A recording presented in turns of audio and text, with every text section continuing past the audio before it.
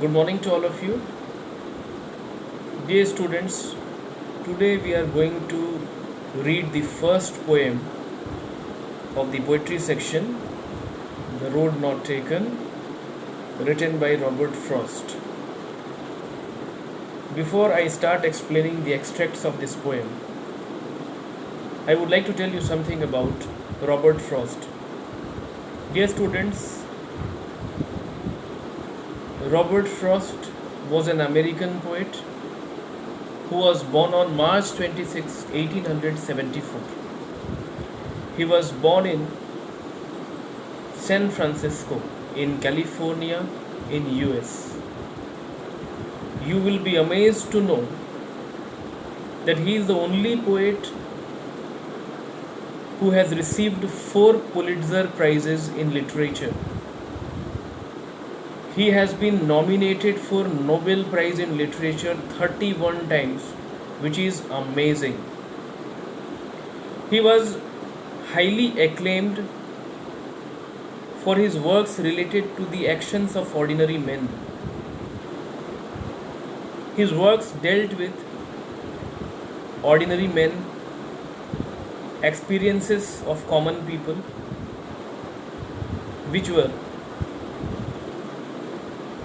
which got famous throughout the world. Dear students, in this poem, Robert Frost has tried to explain the dilemma that everyone faces in one's life. इस कविता में Robert Frost ने एक इंसान के अंदर उत्पन्न होने वाले कन्फ्यूज़न के बारे में कहीं ना कहीं जिक्र किया है। एक इंसान को कई बार ऐसे मौके मिलते हैं, या कह सकते हैं कि उसके जीवन में कई ऐसे क्षण आते हैं जहाँ पर उसे डिसीज़न लेने की आवश्यकता पड़ती है। डिसीज़न से तात्पर्य है sometimes we get confused which choice to make. We are confused with the choices. We feel what kind of effect we are getting from after getting the choice. हमें यह महसूस होता है कि अगर मैं इस रास्ते पर जाता हूँ तो मेरे जीवन में इसका क्या प्रभाव होगा, अगर मैं दूसरे चॉइस को चुनता हूँ तो उसका क्या रोल होगा मेरे लाइफ में। यानी कहीं ना कहीं हर व्यक्ति के जीवन में कभी ना कभी ऐसा मोड़ आता है जहाँ पर उसे चॉइस की आवश्यकता पड़ती है। एक साथ वो सारी चॉइसेस को नहीं ले सकता, उसे बेस्ट चॉइस, बेस्ट अल्टरनेटिव को चुनना होता है। ये कविता भी कहीं ना कहीं इसी थीम के आसपास घूमती है। The poem I am talking to is The Road Not Taken. The Road Not Taken. Dear students, road का शाब्दिक अर्थ सभी को पता है, सड़क।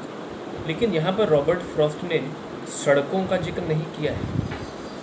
उन्होंने सड़क के माध्यम से चॉइसेस का जिक्र किया। एक इंसान जो चॉइस लेता है अपने लाइफ में, जिससे वो आगे सक्सेसफुल होता है या अनसक्सेसफुल होता है, उसके बारे में उन्होंने जिक्र किया है।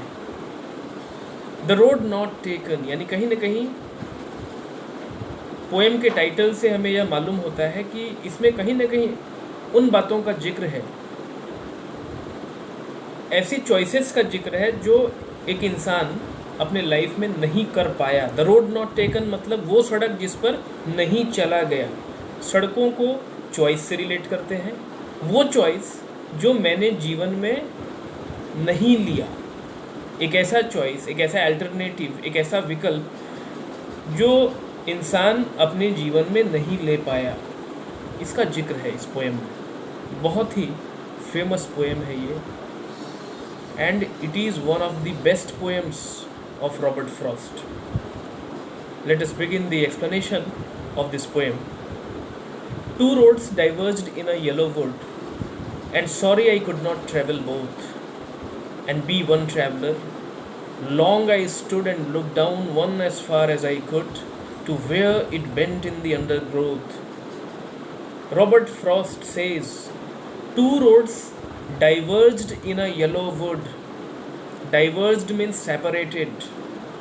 Wood means forest. Yellow forest means the poet is trying to explain that it was autumn when leaves turn yellow. Autumn season में ऐसा होता है, पत्तों का जो रंग है वो पीला हो जाता है। तो पोइट कहते हैं कि एक जंगल में दो सड़कें सेपरेट होती थी, एक जंगल में दो रास्ते निकलते थे। जंगल कैसा था? It was yellow, it means it was full of yellow leaves, it was autumn season. Would means forest, diverged means separated. And sorry I could not travel both. He says, I cannot travel both. I feel extremely sorry that I cannot travel on both the roads. It is true. A traveler can walk only on one road. ये बिल्कुल स्वाभाविक है, natural है कि एक यात्री एक समय पर एक ही सड़क पर जा सकता है। यद्यपि वहाँ पर दो सड़कें निकलती थी, लेकिन रॉबर्ट फ्रॉस्ट कहते हैं कि मुझे बहुत दुख हुआ कि मैं दोनों सड़कों पर नहीं जा सका।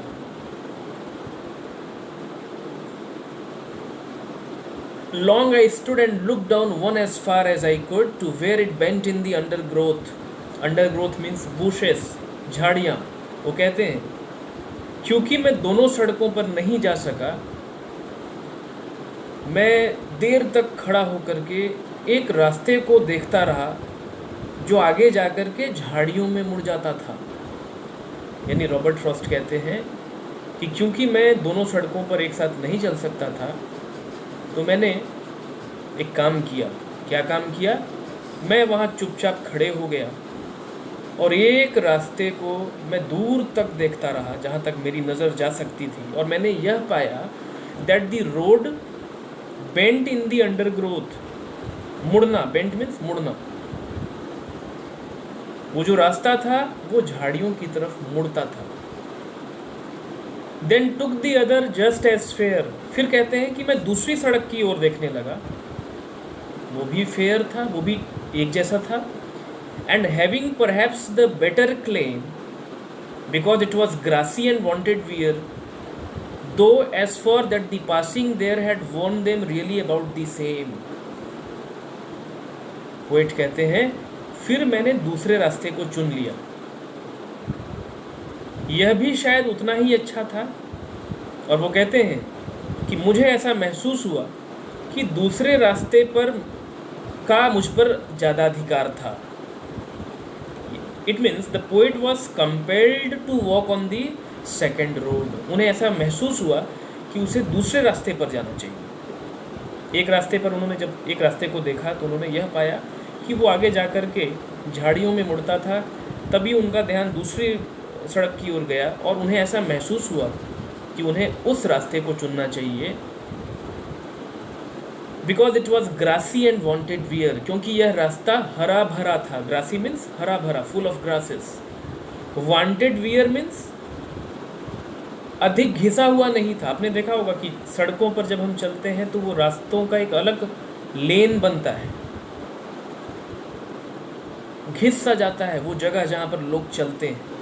तो उन्हें ऐसा महसूस हुआ that he should walk on the second road because it was grassy, it was full of grasses and it wanted wear. Though as for that the passing there had warned them really about the same.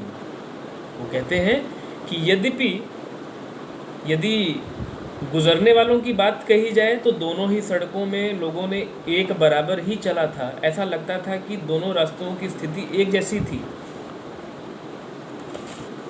And both that morning equally lay in leaves no step had trodden black.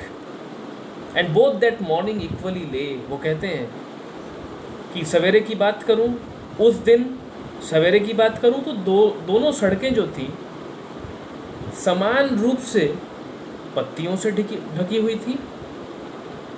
they got laid in leaves, no step had trodden black. यानी वहाँ पर बहुत कम लोग चले हुए थे। ऐसा देख करके महसूस हो रहा था कि अभी तक उस रास्ते पर किसी ने पैर नहीं रखा था। दोनों रास्तों की बात हो रही है। पोएट कहते हैं कि उस दिन की बात करें तो दोनों सड़कों को देख करके ऐसा महसूस हो रहा था जैसे दोनों रास्ते एक जैसे थे। दोनों रास्तों पर कम लोग चले हुए थे। Oh, I kept the first for another day. The poet is grieved now. उन्हें अत्यंत दुख हो रहा है। आह भरते हुए वो कहते हैं, Oh, I kept the first for another day. It means I kept the first road to walk for some other day. वो कहते हैं कि मैंने पहली सड़क को ये सोचकर छोड़ दिया कि कभी और चल लूँगा। एक दिन में तो दोनों सड़कों पर जाना संभव नहीं था, इसलिए उन्होंने पहली सड़क को यह सोचकर छोड़ दिया कि कभी और समय निकाल कर के आऊँगा और उस रास्ते पर मैं जाने की कोशिश करूँगा। Yet knowing how way leads on to way, I doubted if I should ever come back. उन्होंने सोचा कि इस सड़क पर मैं कभी यात्रा कर लूँगा, क्योंकि उन्हें यह मालूम था, वह जानते थे कि कैसे एक रास्ता दूसरे रास्ते पर ले जाता है। आपने देखा होगा अपने जीवन में भी, आप किसी रास्ते पर निकलते हैं, चलते चलते आप देखते हैं कि वहाँ से और रास्ते मिल जाते हैं। उन रास्तों पर चलना शुरू करते हैं तो मालूम चलता है कि वहाँ से भी रास्ते निकल रहे हैं। यानी it is difficult to retrace one's step. Metaphorically Robert Frost ने यहाँ पर ये समझाने की कोशिश की है कि कभी कभी हम जीवन में विकल्प ढूंढ लेते हैं और ये सोचते हैं कि अच्छा, अगर मैं इस रास्ते पर चलने के बाद सक्सेसफुल नहीं होऊंगा तो दूसरे विकल्प की ओर आऊँगा। लेकिन ये आसान नहीं होता। लाइफ आपको बार बार मौका नहीं देता। बहुत सोच समझ करके चॉइस होना चाहिए लाइफ में। You should think about, you should always think what kind of effect your choice will have in your career. आपके भविष्य में आपके चॉइस का कितना प्रभाव पड़ सकता है, इसके बारे में इंसान को ज़रूर सोचना चाहिए। हम कभी कभी ये सोचते हैं कि आज इस चॉइस को कर लेता हूँ, फिर बाद में हम आएंगे दूसरे रास्ते पर चल देंगे। ऐसा संभव नहीं हो पाता। आप एक बार जिस ओर निकल जाते हैं, समय जब निकल जाता है तो आपके पास पुनः लौटने का समय नहीं होता। एक बार जिस चॉइस पर आप आगे बढ़ जाते हैं, फिर पुनः लौट करके आना बहुत मुश्किल है। उन्होंने यही समझाने की कोशिश की है कि यद्यपि मैंने सोचा कि मैं पहली सड़क पर किसी और दिन चल लूँगा, ये जानते हुए कि कैसे एक सड़क से अनेक सड़क निकल जाते हैं और कैसे सड़कों पर पुनः वापस लौट करके आना बहुत मुश्किल है, he doubted if he should ever come back. उन्हें खुद पर संदेह हुआ कि क्या मैं वापस लौट करके आ पाऊँगा। हमारे जीवन से जोड़ करके वो कहते हैं कि एक बार जब हमने चॉइस ले लिया तो क्या हमारे लिए यह संभव है कि कुछ दूर जाकर, यानी कुछ वर्षों तक अपने उस विकल्प की ओर आगे बढ़कर हम पुनः वापस लौट पाएँ, दूसरे विकल्प की तलाश में जा पाएँ। ऐसा बहुत मुश्किल है। I shall be telling this with a sigh, somewhere ages and ages hence. Two roads diverged in a wood, and I took the one less travelled by, and that has made all the difference. वो कहते हैं कि कुछ समय पश्चात, कुछ सालों के बाद, मैं अत्यंत दुख के साथ यह कहूँगा। Somewhere ages and ages hence means after a long period of time, I will be telling this with a sigh. Sigh means sorrow, grief, deep grief. आह भरते हुए मैं कुछ समय के पश्चात लोगों को कहूँगा कि एक जंगल में दो रास्ते निकलते थे, मैंने उसको चुना जिस पर कम लोग गए हुए थे। I took the one less travelled by, and that has made all the difference. और मेरे जीवन में जो भी परिवर्तन आया है वो उसी रास्ते पर चलने की वजह से आया है। So this is the explanation of the poem. Literally, metaphorically, I told you, it has a great significance for all of us. Metaphorically अगर रॉबर्ट फ्रॉस्ट की इस कविता का हम अर्थ निकालें तो ये जीवन को पूरी तरीके से प्रभावित करता है। ये आम जन जीवन का अनुभव है जो उन्होंने इस कविता के माध्यम से लिखा है। उन्होंने बताने की कोशिश की है कि कैसे एक व्यक्ति के जीवन में ऐसा समय आता है जब उसे विकल्प मिलते हैं और उसे चॉइस करना पड़ता है। कभी कभी हम उस चॉइस को करने के बाद ये सोचते हैं कि लगता है हम लोगों ने गलत विकल्प चुन लिया है, चलो फिर से दूसरे विकल्प की ओर चलें। लेकिन उस समय आपको यह महसूस होता है कि हम तो बहुत समय गंवा चुके हैं, हमने बहुत सारा समय अपना व्यर्थ कर दिया है। अब दोबारा दूसरे विकल्प की ओर जाना ये अत्यंत कठिन है, बहुत ही मुश्किल है। अब आप इसको करियर से जोड़ करके देख सकते हैं। एक व्यक्ति डॉक्टर बनना चाहता है। बच्चों, मैं आपके लिए कह रहा हूँ कि सपोज आप डॉक्टर बनना चाहते हैं, आपने डिसीज़न ले लिया कि हमें हायर एजुकेशन के बाद डॉक्टर बनना है। आप उस ओर कदम भी बढ़ा लेते हैं, आप खूब मेहनत करते हैं, कंपटीशन फाइट करते हैं, लेकिन कुछ समय के पश्चात आपको यह पता चलता है कि ये बहुत डिफ़िकल्ट है आपके लिए। You are not getting success as you desired, you are not achieving your goals as you thought. आपने जैसा सोचा था उस तरीके से आप अपने लक्ष्य को प्राप्त नहीं कर पा रहे हैं। तो क्या यह संभव होगा आपके लिए कि आप डॉक्टर की पढ़ाई को छोड़कर फिर दोबारा किसी एक नए करियर के बारे में सोचें? It is very difficult to retrace one's step. This is what Robert Frost has tried to explain through this poem. मैं रॉबर्ट फ्रॉस्ट के बारे में भी आपको बताना चाहता हूँ। Dear students, he was an American poet, but his work was initially published in England, then in America. ये आपको आश्चर्य होगा जान करके कि एक अमेरिकन पोइट थे, लेकिन जब उन्होंने अपनी क्रिएटिविटी दुनिया के सामने रखी, उन्होंने जब पोइट्री लिखना शुरू किया, उन्होंने जब प्लेराइट बन करके काम शुरू किया, तो अमेरिका में उन्हें सफलता नहीं मिली। इंग्लैंड में जा कर के वहाँ की पब्लिकेशन ने उन्हें मौका दिया, उनके किताबों को छापने का काम किया वहाँ की पब्लिकेशन ने। और ये कहने में भी मैं ज़रा भी परहेज़ नहीं करूँगा कि रॉबर्ट फ्रॉस्ट ने अपने जीवन की एक घटना को इस कविता के माध्यम से एक्सप्लेन किया है। जी हाँ बच्चों, रॉबर्ट फ्रॉस्ट कोई प्रोफेशनल राइटर नहीं थे।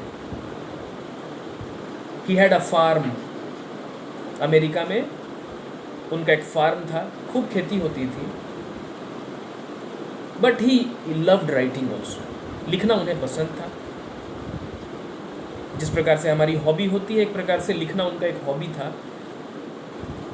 लेकिन बाद में वो जो है राइटिंग की ओर ज़्यादा उनका रुझान बढ़ता चला गया।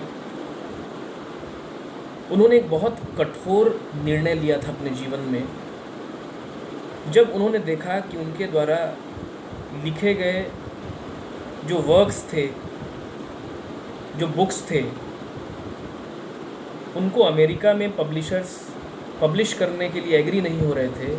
तो उन्होंने एक बहुत ही कठोर निर्णय लिया कि मुझे कहीं और अपना काम तलाशना होगा, अमेरिका में मैं सक्सेसफुल नहीं हो सकता। उन्होंने अपना फार्म बेचा और अपने परिवार के साथ वो इंग्लैंड चले गए, जहाँ पर उन्होंने अपने राइटिंग को एक नई दिशा दी। उन्होंने अपनी राइटिंग को एक नई दिशा दी।